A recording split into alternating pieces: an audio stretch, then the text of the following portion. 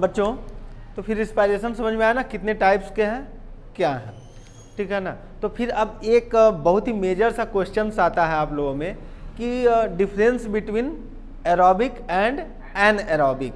तो सबसे पहला डिफरेंस क्या हो गया, एक में ऑक्सीजन चाहिए एक में ऑक्सीजन नहीं चाहिए, यानी एक में क्या है प्रेजेंट ऑफ ऑक्सीजन, एक में क्या है अब्सेंस ऑफ ऑक्सीजन, ठीक है ना। फिर दूसरा क्या है, एक कहाँ पे होता है साइटोप्लाज्म में और एक कहाँ पे होता है माइटोकॉन्ड्रिया में। एरोबिक वाला कहाँ पे होता है, एरोबिक रिस्पायरेशन कहाँ माइटोकॉन्ड्रिया, और एनएरोबिक कहाँ साइटोप्लाज्म में, ठीक है ना।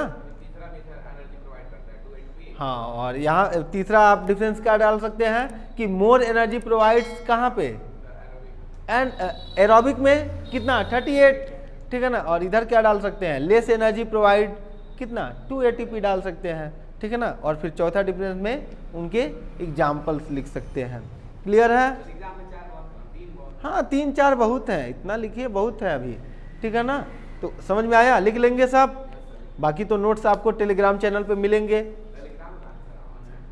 आप लोग टेलीग्राम चैनल ज्वाइन कर लीजिए, ठीक है ना। हाँ A2 क्लासेज का टेलीग्राम चैनल वीडियो के लिंक में भी मिल जाएगा, और आप ऐसे जनरली टेलीग्राम पे सर्च करेंगे A2 क्लासेज GKP, क्या सर्च करेंगे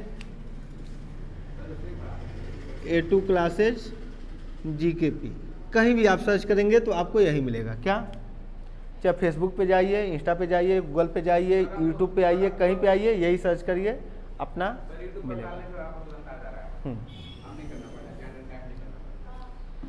ठीक है ना। तो अब रिस्पायरेशन बच्चा हम लोग को पढ़ना है, जैसे अभी हम लोग पिछले डाइजेशन वगैरह भी पढ़ रहे थे तो वहाँ भी हम लोगों ने देखा था, यहाँ भी हम लोग देखेंगे। रिस्पायरेशन मेनली हमको दो लोगों में पढ़ना है, क्या, एक तो रिस्पायरेशन इन प्लांट और एक क्या एनिमल। रिस्पायरेशन इन प्लांट और रिस्पायरेशन इन एनिमल, ठीक है ना। तो अभी हम लोग हेडिंग क्या डालने जा रहे हैं, रिस्पायरेशन इन प्लांट, ठीक है ना। तो प्लांट आज हम लोग पढ़ लेते हैं, एनिमल नेक्स्ट।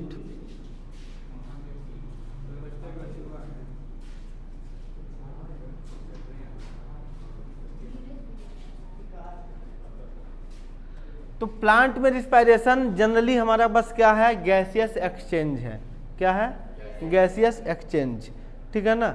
गैसियस एक्सचेंज कैसे होता है, 3 जगहों से होता है। गैसेस एक्सचेंज कहाँ से होगा, 3 जगह से। तो रिस्पायरेशन इन प्लांट मेन चीज हमारा क्या है गैसियस एक्सचेंज। गैसियस एक्सचेंज मतलब क्या, CO2 और O2 का क्या एक्सचेंज होना ही क्या है उनमें रिस्पायरेशन है, ठीक है ना। और वो कैसे होता है, 3 प्रोसेस है गैसेस एक्सचेंज होने के। एक तो है बाई लीफ, नेक्स्ट है बाई स्टेम और एक है बाई रूट, ठीक है ना। 3 जगह से गैसेस एक्सचेंज होते हैं। अच्छा बच्चा एक चीज और बड़ा ही अच्छा सा एक क्वेश्चन है, आप लोग बताइए क्या जो प्लांट्स हैं वो रिस्पायरेशन में कौन सी गैस लेते हैं। एनिमल्स क्या लेते हैं रिस्पायरेशन में, क्या लेते हैं O2, और प्लांट्स CO2। अभी तो रिस्पायरेशन आपने पढ़ा है, क्या कहीं पे CO2 का यूज आ रहा था क्या, तो फिर प्लांट्स कैसे CO2 रिस्पायरेशन में लेने लग गए। प्लांट्स भी रिस्पायरेशन में क्या लेते हैं O2, ठीक है ना। अब आप कहेंगे कि सर पौधे तो क्या करते हैं कार्बन डाइऑक्साइड लेते हैं ऑक्सीजन छोड़ते हैं, ठीक है ना, यही बोलने वाले हैं, ठीक है ना। क्या आप लोगों ने पढ़ा है कि रात में ये प्रोसेस उल्टा हो जाता है, तो मतलब वो लोग केवल रात में श्वसन करते हैं, रात में क्या करने लग जाते हैं ऑक्सीजन लेने लग जाते हैं, CO2 छोड़ने लग जाते हैं। दिन में बच्चा at the time of day plant के पास एक्सेस ऑक्सीजन होता है। आपको फोटोसिंथेसिस का केमिकल इक्वेशन याद है ना, ठीक है ना। वहां पे 6O2 निकलता था, अरे बच्चा 6CO2 + 6H2O क्या करता था, जैसे ही जाता था तो यहाँ पे क्या सनलाइट होता था, सनलाइट HNO और क्या निकलता था C6H12O6 + 6O2, ये होता था ना। तो अभी देखिए ऑक्सीजन कितना ज़्यादा निकल रहा है ना, ठीक है ना। तो ऑक्सीजन की मात्रा बहुत ज़्यादा निकल रही है।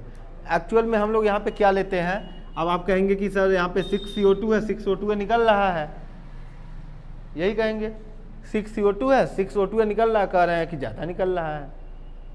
फोटोसिंथेसिस के मैकेनिज्म में आपको बताया गया था कहाँ से ऑक्सीजन निकलता है, फोटोलिसिस ऑफ वाटर से ऑक्सीजन निकलता है, ठीक है ना। तो यहाँ पे हम लोग वाटर हमारा होता है 12 मॉलिक्यूल और यहाँ पे फिर आगे क्या हो जाता है 6H2O, ठीक है, याद है ना ये, ठीक है। तो अभी यहाँ पे हमारे पास वाटर ज़्यादा है, क्या होता है ऑक्सीजन ज़्यादा निकलता है और इतनी ज़्यादा मात्रा में निकलता है कि उतने ऑक्सीजन प्लांट्स यूज नहीं कर पाते हैं, ठीक है ना। तो जितना यूज करना होता है अपने अंदर में से ले लेंगे, उसके बाद बाकी बाहर निकाल देते हैं, ठीक है ना। बात समझ में आया।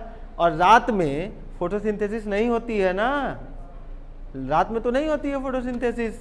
तो क्या होता है रात में जब फोटोसिंथेसिस नहीं हो रहा है तो CO2 बन भी नहीं O2 बन भी नहीं रहा, ऑक्सीजन बन भी नहीं रही है, तो फिर बाहर से ही तो लेना पड़ेगा ना।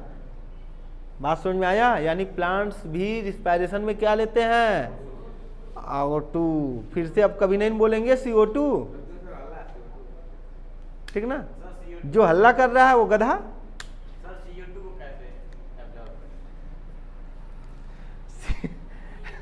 CO2 को कैसे एब्जॉर्ब करते हैं, वही तो मैंने बोला ना, गैसेस से एक्सचेंज क्या हो रहा है, एक्सचेंज ही तो हो रहा है ना। CO2 अंदर खींचा जा रहा है, ऑक्सीजन बाहर क्यों लिया जा रहा है, कैसे हो रहा है। तो प्लांट्स के लीफ में जब देखेंगे तो लीफ के नीचे स्टोमेटा पढ़ाए थे, स्टोमेटा जब ओपन हुआ तो लीफ से क्या हुआ, एक्सचेंज होना शुरू हुआ। जैसे ही स्टोमेटा ओपन हुआ CO2 अंदर गया, O2 बाहर आया, ठीक है ना। तो ऐसे हो गया लीफ, ठीक है ना। सेम ऐसे ही स्टेम और रूट तीनों जगह से होता है, ठीक है ना। रूट से बहुत ही मिनिमम सी मात्रा होती है, ठीक ना। लेंटिकल्स जो पुराने रूट्स हो जाते हैं उनसे, लेंटिकल्स उनसे होती है। जैसे आप बरगद का पेड़ देखे हुए हो, ये जो ऐसे लटके हुए होते हैं वो सब क्या है, वो सब फ्लोटिंग रूट्स हैं, ठीक है ना। तो रूट्स ही है ना, उनसे भी गैसियस एक्सचेंज होता है, ठीक है ना। और बाकी स्टेम तो जान ही रहे हैं, तना से भी गैस का क्या होगा, एक्सचेंज होगा, CO2 अंदर बाहर, ऑक्सीजन अंदर बाहर, ये होता रहेगा, ठीक है ना। तो यही है रिस्पायरेशन इन प्लांट, ठीक है ना। नेक्स्ट क्लास में हम लोग देखेंगे रिस्पायरेशन इन एनिमल्स। बोलिए क्या कुछ बोल रहे थे। तो हम भी तो गैसेस एक्सचेंज ही कर रहे हैं ना। तो हम कहाँ कह रहे हैं कि आप CO2 लेते हैं।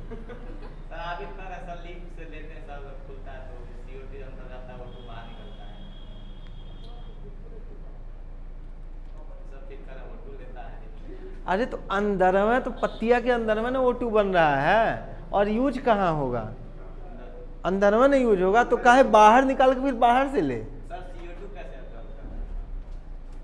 CO2 का एब्जॉर्ब देखिए ना क्या यहाँ हो रहा है फोटोसिंथेसिस करने में, समझ में आया।